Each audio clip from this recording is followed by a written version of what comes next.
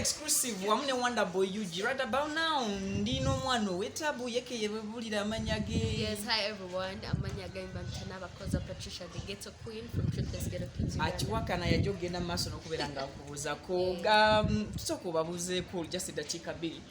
Muli mtya mwena abatulabe sawa eno kasubiri muri bulungi kasubiri fena twekuma mwebali kutwagala thank you for supporting Ghetto Kids Uganda. Those who subscribe to our YouTube channel Ghetto Kids naba subscribing following us on Instagram, Facebook. You go and check us out. We have the best for you. We are here. Presentation. So Wonder Boy UG gwe mkutu gwe tuliko ne Vicky exclusive. Omuntu yali agadde ka brief okumanya who is Patricia. Patricia, me myself, I'm a girl who grew up from the ghettos of Kawempe, Banzara Kawempe. Right now, I have to be in senior 6, but I have to say I'm in senior 5 because I'm not yet promoted in summer, and I went to very beautiful countries to represent my country on big stages, BET, Jimmy Fallon's, Nickelodeon. We have a very big team, which is Ghetto Kids Uganda, and we are dancers. Patricia, after this situation of lockdown, ogenda feeling what you could class feeling really chinyiga. Okay, rakubante chidi want toba o. Na you feeling you could class.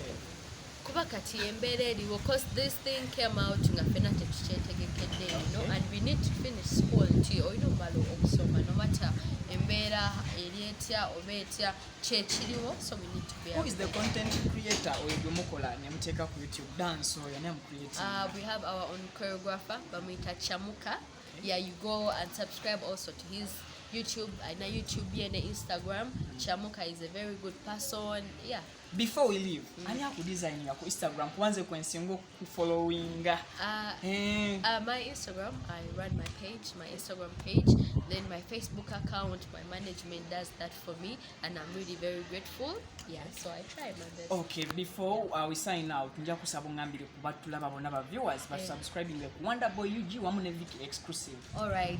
Mwena abatulabe sawa eno. Thank you for watching. I hope you people had fun, and guess what? Don't forget to subscribe to this YouTube channel Wonder Boy UG name Vicky exclusive.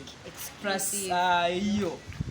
Of course, Ghetto Kids Uganda. You need to be there. You need to see the fire burning. Our new generation. Vibes ngaziri wagulu. Just vasibule na kapela kakasemba. Then we sign out.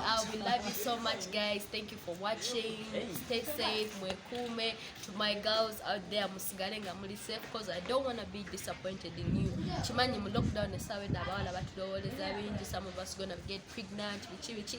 But baswaze and be the next generation. Virginia's songwriter, Virginia's Productions. We sign out. Wow.